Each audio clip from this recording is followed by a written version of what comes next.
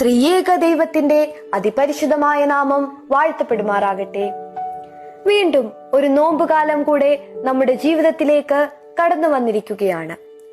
നോമ്പുകാലം കൊണ്ട് എന്റെ ആത്മീയ ജീവിതത്തിലും എന്റെ ഭൗതിക ജീവിതത്തിലും എന്റെ കുടുംബ ജീവിതത്തിലും എന്റെ സാമൂഹ്യ ജീവിതത്തിലുമൊക്കെ എന്തെങ്കിലും ഒരു മാറ്റം അല്ലെങ്കിൽ ഒരു രൂപാന്തരം അല്ലെങ്കിൽ അതിന്റെ ആവശ്യകത എന്താണെന്ന് പുതിയ തലമുറയ്ക്ക് കാണിച്ചു കൊടുക്കുന്നില്ല എങ്കിൽ എന്തിനാണ് നോമ്പ് എന്ന ചോദ്യത്തിന് നമുക്ക് ഉത്തരം പറയുവാൻ അറിയാതെ വരും.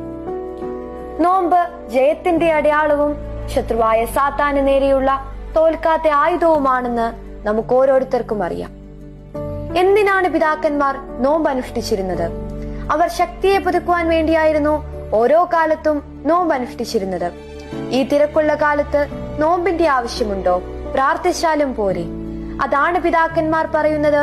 പ്രാർത്ഥനയാൽ നാം ദൈവസന്നിധിയിലേക്ക് നടന്നെടുക്കുന്നുവെങ്കിൽ നോമ്പും ഉപവാസവുമാകുന്ന 2 ചിറകുകൾ കൊണ്ട് ദൈവസന്നിധിയിൽ പറന്നുയരുവാൻ സാധിക്കും. അതുകൊണ്ടാണ് യെശയ്യാ പ്രവാചകന്റെ പുസ്തകത്തിൽ പ്രവാചക ശബ്ദം ഇപ്രകാരം പറയുന്നത്: യഹോവയെ കാത്തിരിക്കുന്നവർ ശക്തിയെ പുതുക്കും, അവർ കഴുകന്മാരെ പോലെ ചിറകടിച്ചു പറന്നുയരും, അവർ ക്ഷീണിച്ചു പോകാതെ ഓടുകയും മടുത്തു പോകാതെ നടക്കുകയും ചെയ്യും. അപ്പോൾ ആത്മീയ ജീവിതത്തിലും ഭൗതിക ജീവിതത്തിലും ശക്തിയെ പുതുക്കേണ്ടത് ആവശ്യകതയാണ് എന്ന് പരിശുദ്ധ വേദപുസ്തകം നമ്മെ ഓർമ്മപ്പെടുത്തുന്നു. നമ്മുടെ നോമ്പ് ദൈവസന്നിധിയിൽ പ്രീതിയുള്ളതല്ലെങ്കിൽ എന്താണ് പ്രയോജനം?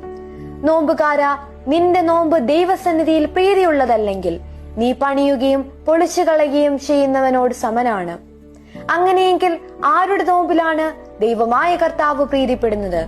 നീതിമാന്മാരുടെയും പുണ്യവാന്മാരുടെയും നോമ്പിനെ ദൈവമായ കർത്താവ് കൈക്കൊള്ളുന്നു.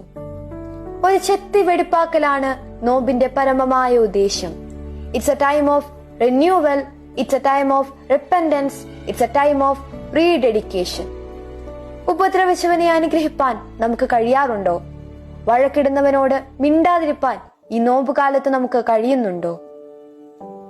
അങ്ങനെയെങ്കിൽ മാത്രമാണ് നമ്മുടെ നോമ്പ് ദൈവസന്നിധിയിൽ പ്രീതികരമാകുന്നത്. ദൈവത്തിൽ നിന്നും വിട്ടുമാറാത്ത ഒരു തലമുറയുണ്ടാക്കുവാൻ it's a time of renewal. നമ്മുടെ ഉണങ്ങിയ അവസ്ഥയെ ദൈവസന്നിധിയിൽ വെച്ച് ഒരു പുതുക്കം, ഒരു രൂപാന്തരം പ്രാപിച്ച് പ്രാർത്ഥനയും ഉപവാസവുമാകുന്ന 2 ചിറകുകൾ വെച്ച് പറന്നുയരുവാൻ ദൈവം നമ്മെ ഓരോരുത്തരെയും സഹായിക്കട്ടെ എന്ന് ആശംസിച്ചും പ്രാർത്ഥിച്ചും കൊണ്ട് ഞാൻ നിർത്തുന്നു. ദൈവ തിരുനാമത്തിന് മഹത്വമുണ്ടായിരിക്കട്ടെ.